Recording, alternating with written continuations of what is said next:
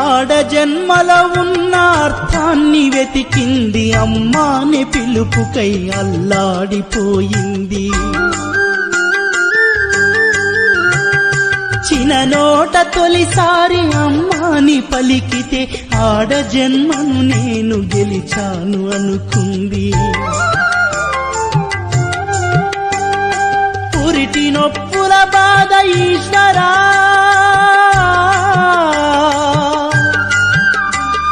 పురిటి నొప్పుల బాధ ఈశ్వరా, నీ పార్వతిని అడగరా శంకరా.